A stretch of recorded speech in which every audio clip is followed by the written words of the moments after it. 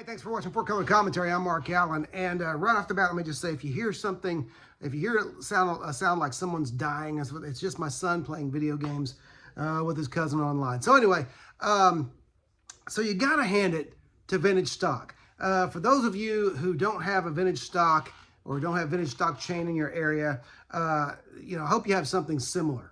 Vintage stock is one of those of you who have, even if you don't have one in your area and you're a frequent viewer of this channel, you've heard me talk about vintage stock.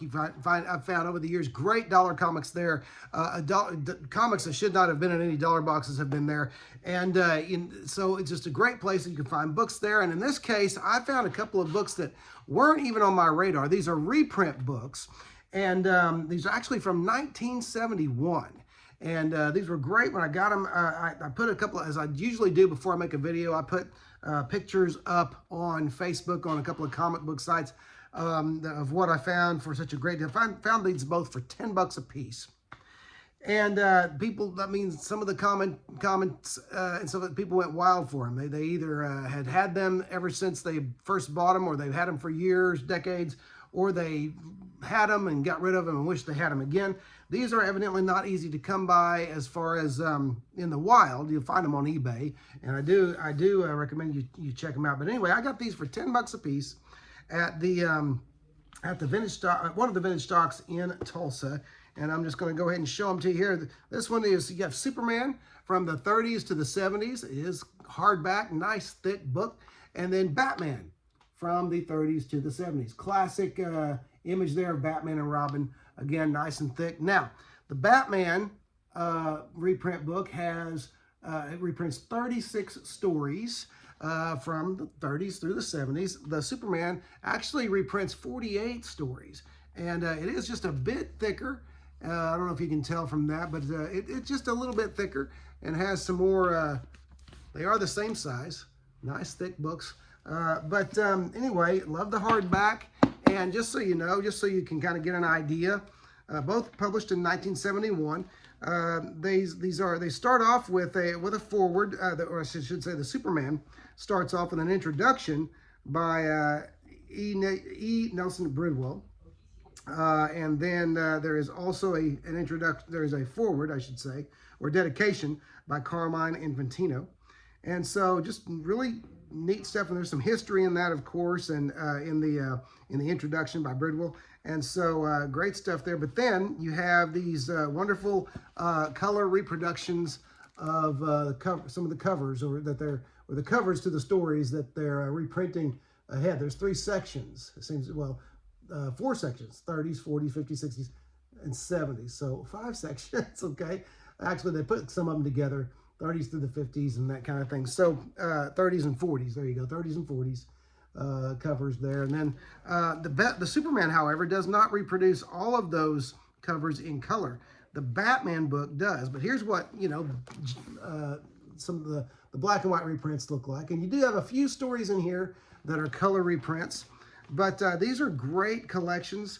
Nice, lots of great reading. Here's an example of the ones covers they did not reproduce in color, which is too bad, but they reproduced all of the covers in the Batman collection in color. And so, and then you even have some great, then they do reprint the 70s covers in color. I'm not sure why that was done that way, or why they missed the others. Maybe it was a mistake. Maybe it was a printer error. But anyway, just a really neat collection of books, or collection of stories that I was really just amazed to find and thrilled to find, because I didn't even know about them. Dust Jacket's still in good shape and hanging on real well, and the binding is still good. So great books here. Let me show you a few of the color excerpts and black and white excerpts from the Batman book.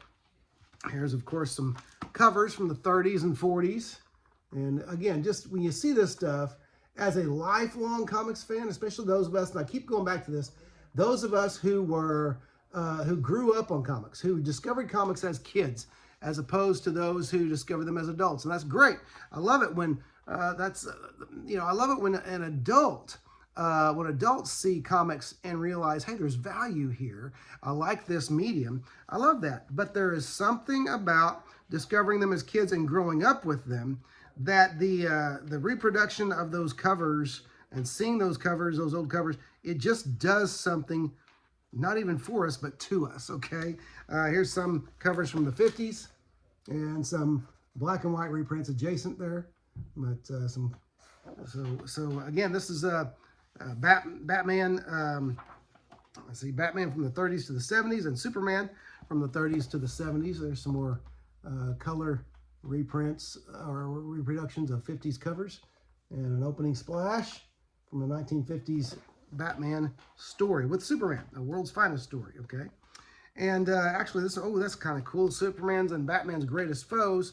I don't know if this was the first time that Lex Luthor and Joker teamed up, but there you go. There they are. And so that'll be a fun one to read, okay? So anyway, that's kind of, here's a nice reproduction splash here of Two-Face there in the opening of a Batman story. So that's what it is. These two, if you didn't know about these are great. I'll probably file this under Bookshelf Bounty, the playlist, but great books here that I wasn't aware of, and I love it. That's another thing I love. When I discover something I didn't know about, that just adds to, I feel like it makes another, they say it makes another, when you learn something new, it makes another wrinkle in your brain or another path in your brain. Great.